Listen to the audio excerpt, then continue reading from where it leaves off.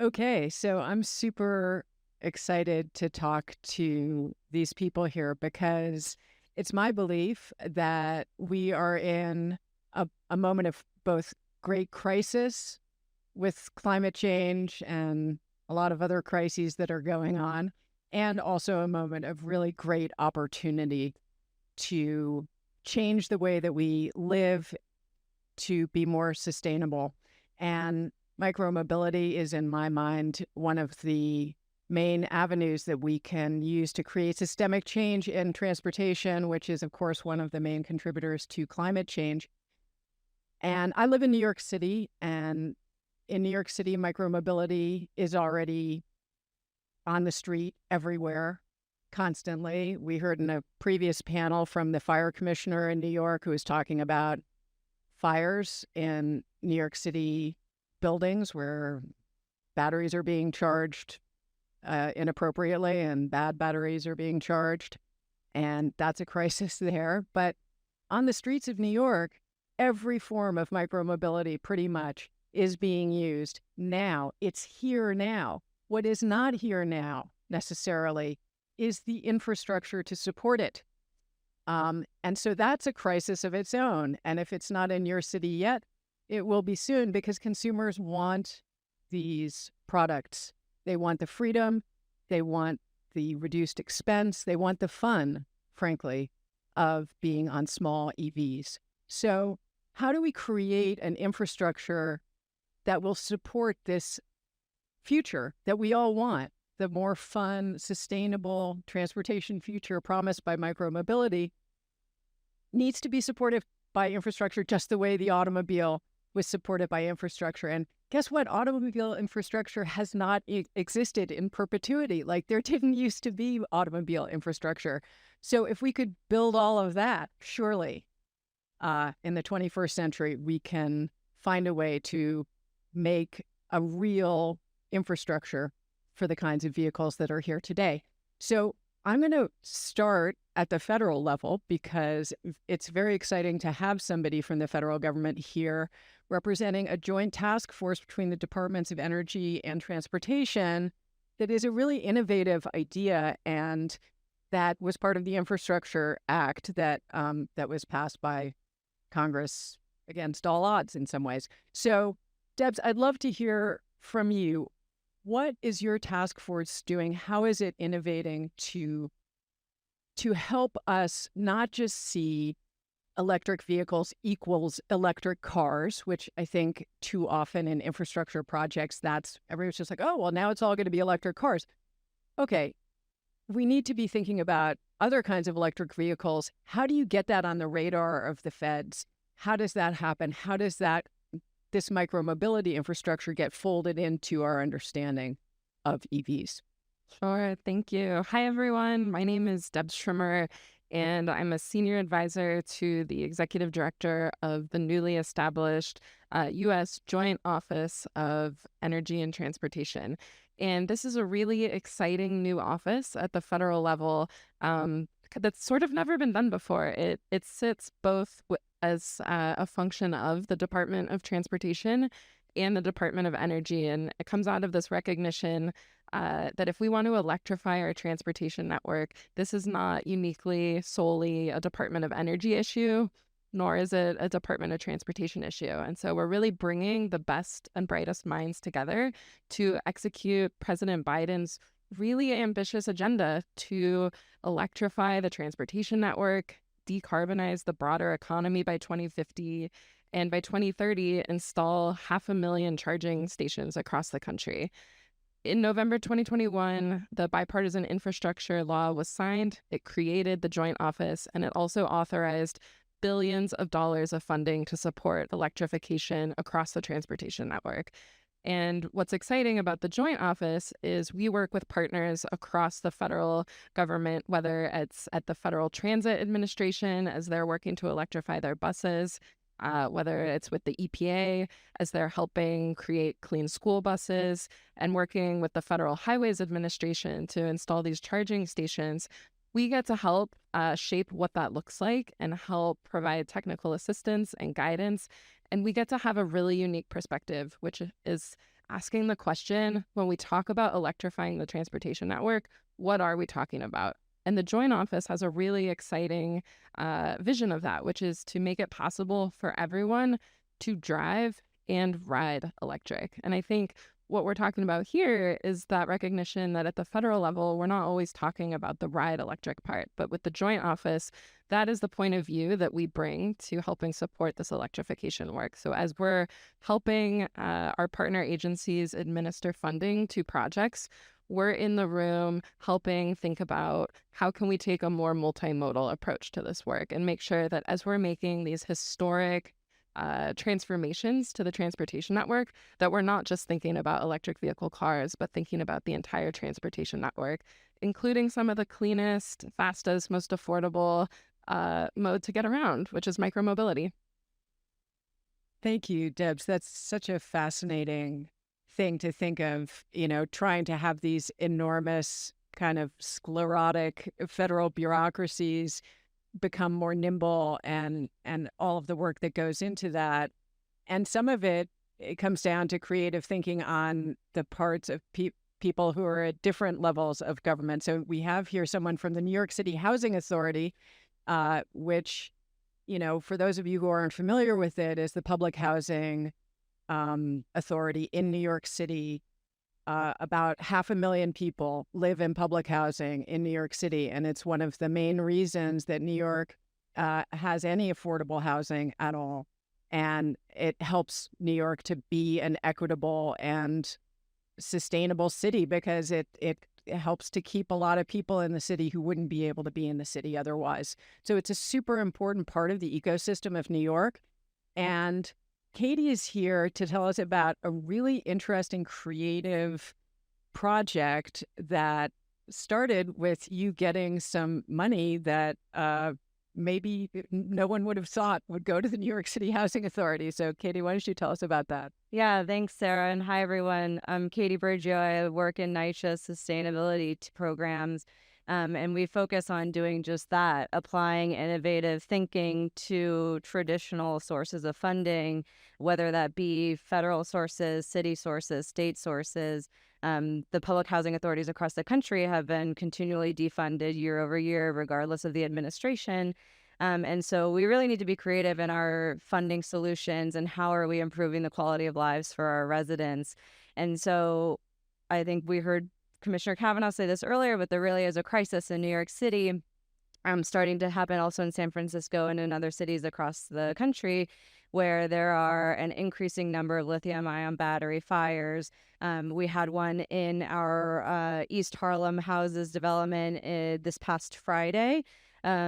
Last Friday morning in Wagner houses. It thankfully was under control and no one was hurt in this fire, but we have had deaths in NYCHA houses from these batteries and from runaway battery fires. So that is a huge concern to us, while we also see the benefit and the need to provide folks with these transportation and economic resources, because a lot of delivery drivers in New York live in NYCHA housing. So we applied for RAISE grant funding, which is actually not from the IRA or the bipartisan infrastructure bill, but it's discretionary funds from the FTA, to explicitly fund charging and micromobility storage at our properties. We see a need to provide it for free to our residents or at a very minimal cost because of the economics that they have already. And we are pursuing the federal funds to do that. We're also working with our state partner, Con Edison, who's our utility provider for electricity in New York City, to do a pilot first. So we're working with Con Ed at 4 developments to really demonstrate what the different types of charging and storage options are for our residents. How do we make that work economically for them? And then we're using the RAISE grant funds to really scale that up to 50% of folks who live in Section 9 housing in New York City. So we're really excited to be here and talking to folks and meeting other folks in this, since we will be scaling this up. We really hope that this can be a model for other housing developers and other folks who want to be able to provide this infrastructure, since charging infrastructure is really key in making sure that this remains accessible and safe for folks across the country. Yeah, and it's precisely in the urban environments where battery fires can pose the greatest threat that, of course, there's also the greatest opportunity for micromobility. And so what we've seen in some apartment buildings in New York City, sadly, already are just saying, oh, no e-vehicles of any kind in this building, period. And because they hear about battery fires, they don't want the liability, they don't want the risk.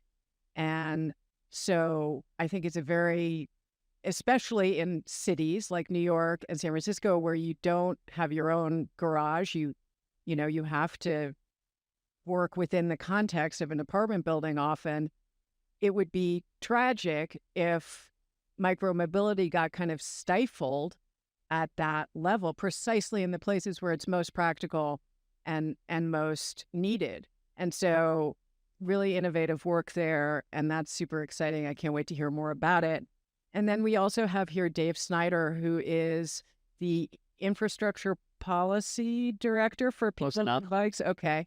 He's like the infrastructure guy for People for Bikes, which is one of the premier bike advocacy organizations in the country. And Dave has been thinking about and working on what the on-street infrastructure for these vehicles looks like, how it interacts with conventional bicycles, how it interacts with cars, what the possibilities are, what the challenges are. Take it away, Dave. Thank you. It's great to see all of this interest from the industry about the environment in which micromobility products have to work. We need the public infrastructure if we want to succeed. What I want to talk about is the street infrastructure and really a massive change, a generational change in how we are advocating for better infrastructure and what that means for our prospects to have bikeable places where people can enjoy bikes and other micromobility devices. And we know the stakes are really high. We all know what's possible if we could replace most cars with micromobility devices. We know, Horace likes to talk about it's why do we have 2,000 pound, 3,000 pound cars to move our 150 pound bodies? We need the right size vehicle for the trip. So you'd think it would be easy, especially with the huge stakes and the terrible impacts of cars. The real estate value is huge if we could get rid of some of the cars, have so much more housing, just the mental and physical health benefits of being out in the world and being social and being active, the reduction in poverty from giving people affordable, convenient, dignified transportation, and safety. And not to mention the money that business districts would make when the streets are safer and more pleasant. So there's so much at stake. So you'd think it would be automatic. And I think a lot of people here, and when you listen to some of the podcasts, you get the sense that this is going to be automatic, that it's so obvious, that there's so much power behind our movement that it's automatic. And I want to warn us that it's not. It's going to take a lot of work because there's a lot of power behind the status quo. There's, automobile companies are working really hard to mitigate those hazards that I mentioned. The electric cars are not going to be huge impacts on the climate. Autonomous vehicles will be safer. And they've convinced our policymakers to spend literally hundreds of billions, maybe even $1 trillion to support cars, electric and other cars. So we have a lot of power that's against us. And as you sort of implied in the beginning, Sarah, we're not moving fast enough. This is a crisis, and we're not moving fast enough. But the good news is that advocacy is changing. We're getting smarter and we're getting more powerful, and it gives me hope. Just to share my perspective on why I see this change, I've been doing this for 33 years. I was the founding executive director of the San Francisco Bicycle Coalition in 1990. After that, I worked for a minute for the Alliance for Biking and Walking, coaching and advising state and local bicycle advocates around the country. Most recently, I was the director of the California Bicycle Coalition, where I worked with local advocates across the state. So I've seen a lot. I've seen a lot of the best and not so good advocacy. And I'm seeing something now that's really exciting. The new model is no longer fighting for a bike lane on a street. I mean, yes, that's what we're fighting for, but more often I'm seeing advocates fight for a bikeable community, whole networks of bikeable streets, policy changes and infrastructure changes that make whole communities, great places to bike. And People for Bikes is definitely doing that, and I'm thrilled that I get to be a part of it. I want to ask a question now, audience engagement.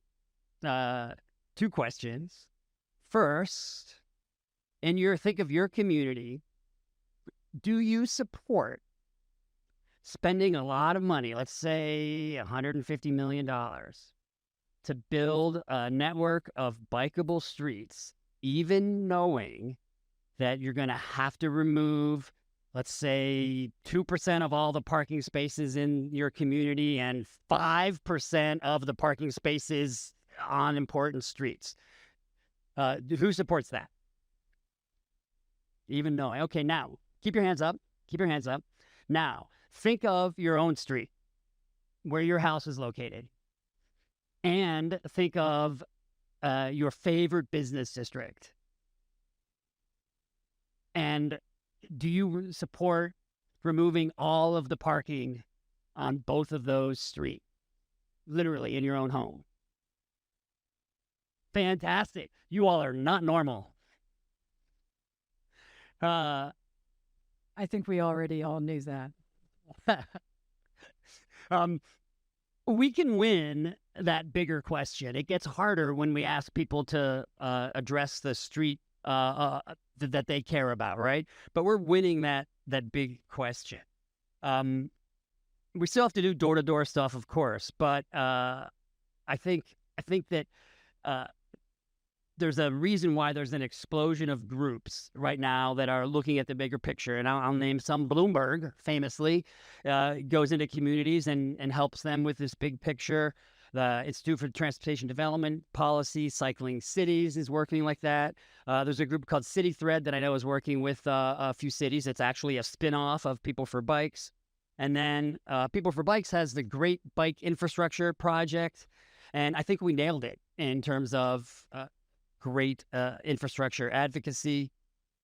We're building on lessons from previous projects of ours. The Final Mile went into 5 cities. They got the mayor's support for some ambitious set of many street changes in terms of infrastructure, and spent $2.5 million in each of those cities to do the organizing, the lobbying, the polling, the PR work, the evaluation, everything. And we won. We got those changes.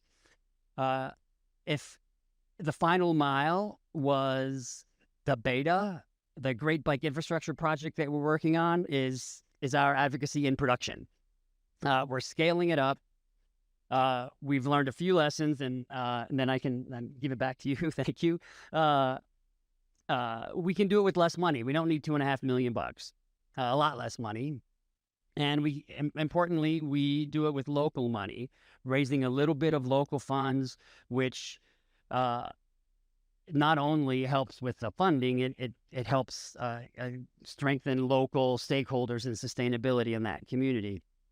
We're using roughly the same playbook that we use in the Final Mile, getting the mayor to support the project and protecting the executive or whoever it is, the mayor or the city councilor, against the pushback.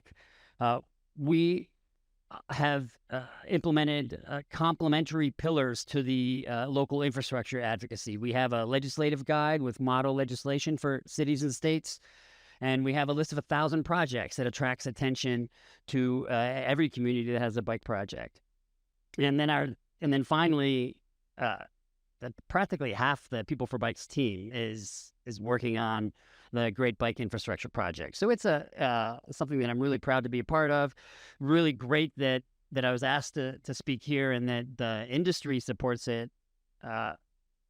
There's a few industry people here who are actually investors in this project, so I better mention them. Electric, Turn, Trek, I've seen here. If you're a supporter and I didn't mention you, I'm sorry. If you're not a supporter, get with the program. You can scan that code over there and learn more. Thank you, Dave. Listening to you talk about advocacy and sort of the long road of advocacy and the many avenues that advocates have to travel and the constant sort of like recalibrating strategy and so forth. And then having Debs sitting here, being sort of at the near sort of the top of the pyramid where, that advocate's voice needs to be heard. And also, Debs, you have such an interesting perspective, having come partly from the private sector, some of your experiences in the private sector. I'm interested in hearing from you what messages are getting through to sort of the higher echelon federal interests when you're trying to sort of make the case that, hey, this charging infrastructure needs to be for this range of vehicles, not just for cars. What work are you doing to get that message across? How is industry helping to get that message across? How are advocates helping or not helping? I mean, what needs to be happening? Because I know that you're way up there in the sky, and like it can be hard to talk to people way up there sometimes. How does that work?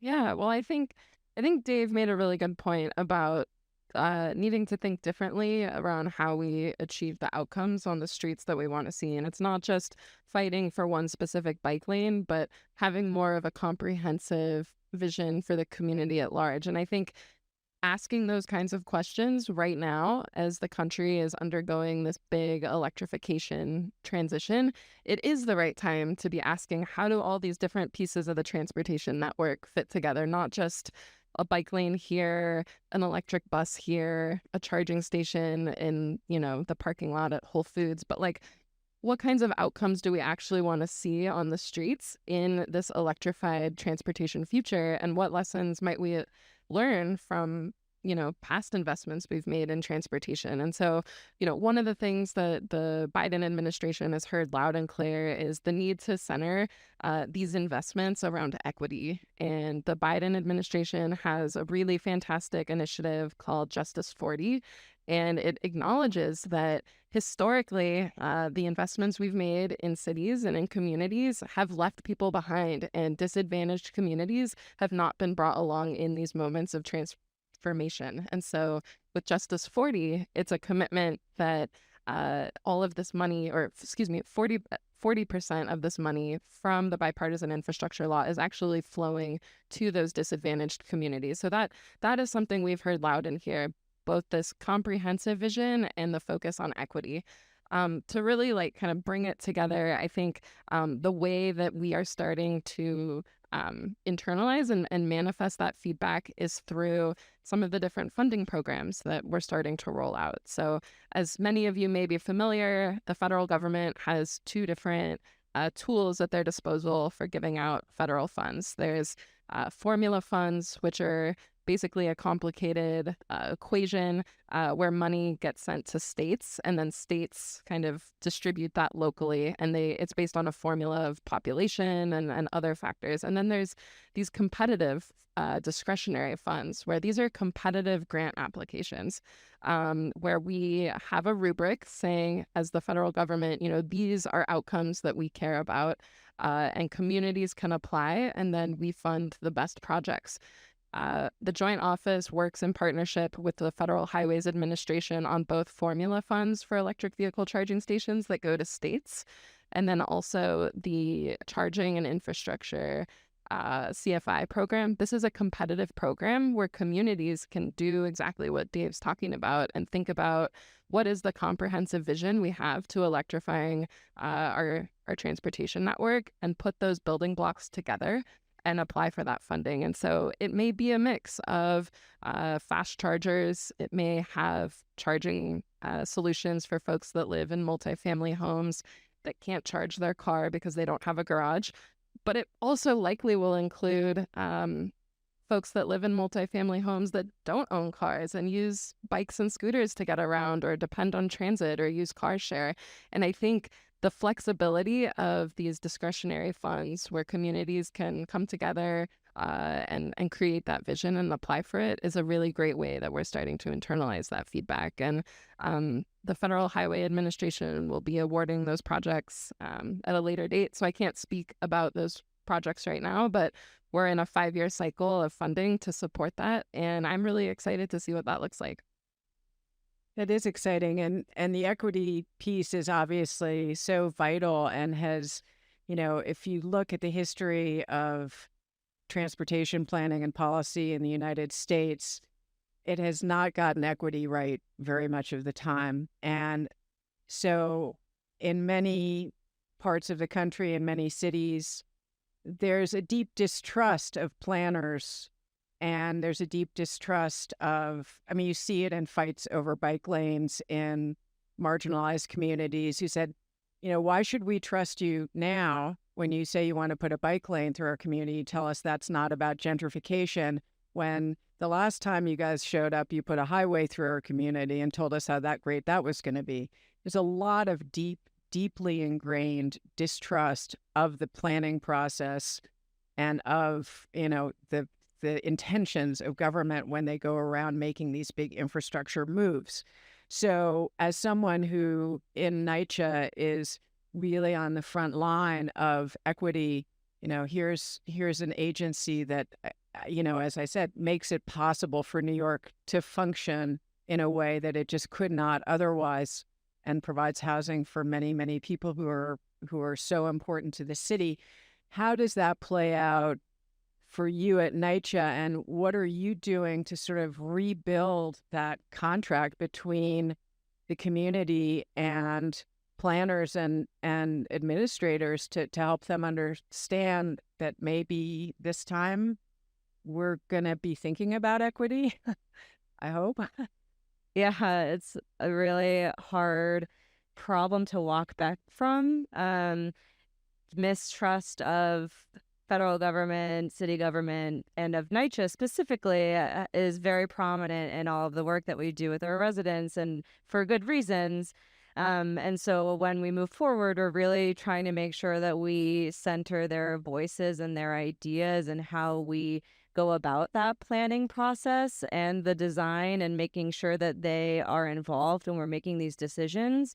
For our Con Ed pilot, we have resident association leaders on our review panel of the proposers that we will be working with for the pilot, and definitely will be incorporating other resident leaders at the 53 sites in our larger Raise Grant project as well. And so making sure that they're brought in at the beginning, they're a part of the decision-making process, is one way that we have had success in buying back that trust, or earning really that trust. And also, I think it's been really effective that these federal funds center equity. 99% of NYCHA developments are in environmental justice zones as defined by the federal government. And so we haven't been funded traditionally. And so being able to receive these funds and invest in these communities is really valuable for the residents, and to improve their quality of life and the safety. And I think a lot of them are still concerned about bringing this type of infrastructure into their homes or onto their properties, because they've seen the fires, they've seen the concerns. There's a lot of whiplash in New York City about adoption of micromobility, particularly since there isn't enough space in the bike lanes for higher speed micromobility vehicles. So how are we accommodating that while making it safe for all micromobility users and pedestrians? And so there's that concern too. And so I think really just hearing people out, understanding their concerns and where they're coming from, talking about this already exists. Like you said at the beginning, like we're reacting and we're trying to make sure that we can provide as safe infrastructure as possible. Has been successful in helping get buy-in, but it's definitely an uphill battle, and I'm sure NYCHA is not the only group who faces that.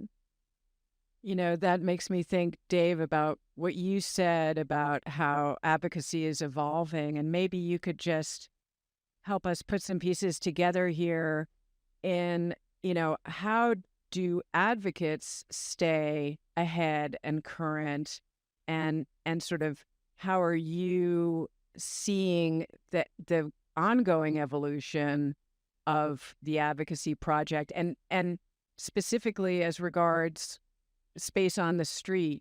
We do have a lot of beautiful vehicles here today that travel at speeds that are not compatible with an 8-year-old cycling, on a conventional bicycle, which is, of course, what we want to encourage in regular bike lanes. So it seems like the advocacy for lanes is going to get even more complicated in the future. So maybe you could talk about like how you're seeing that evolve, and what sort of in the best case future, what might the street look like if you could advocate for what you wanted?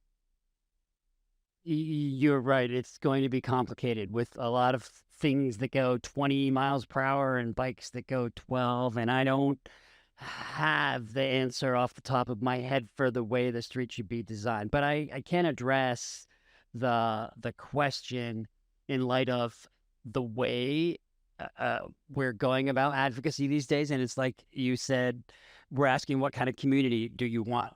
And people want communities where it's quiet and safe and traffic goes slow. Slow speed streets, greenways, people want to live on those kinds of streets. And those are the kind of streets where you can mix slightly different speeds of lightweight micromobility vehicles. So I don't know exactly the answer for this type of infrastructure, but I know that centering community needs first and not bicyclists. One of the things we learned is don't lead with, we're doing this for the bicyclists. That we'll figure out the answer by that kind of organizing. Right. And seeing that bicyclists are not like some separate species, that they're people moving from mode to mode like everybody else. And what do you see, I guess, Debs, if you could just sort of say like what you're most excited about in terms of what this innovative partnership is going to do? Like, do you think that it could have the effect of sort of changing long-term the way that these agencies work together and see each other? Yeah, the joint office model that my office is new to the federal government, and in some ways it's a pilot, and we're sort of learning when the president issues really ambitious, high priority domestic policy goals like building out 500,000 charging stations in the next few years. How do you ensure accountability with these large, massive federal institutions, and the creation of a joint office that can sort of sit between offices and be focused on outcomes independent of sort of institutional barriers, I think is really exciting, and a model that, if we're successful, may be applicable to other domestic policy issues in the country. I would love to see a similarly interconnected task force, joint office created looking at housing and solving homelessness, or all sorts of other urban policy issues where these are cross-cutting issues, and not one office can solve it alone. Okay, I think that big voice in the sky is telling us that we're coming to the end of our time. I don't know if you have any last messages, because you're sort of like embodying this holistic approach that we're talking about.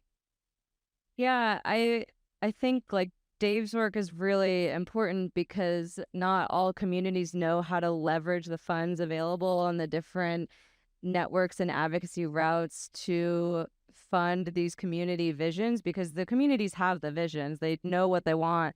They just need to know how to execute it. And so it's really amazing to hear about the Great Break Infrastructure Project, because that is so valuable for so many other municipalities. And NYCHA is very fortunate to be on this interagency task force where we look at all of the different grants coming out of the federal government right now, from the IRA and the bipartisan infrastructure bill, to really think about like what are our opportunities to fund innovative ideas.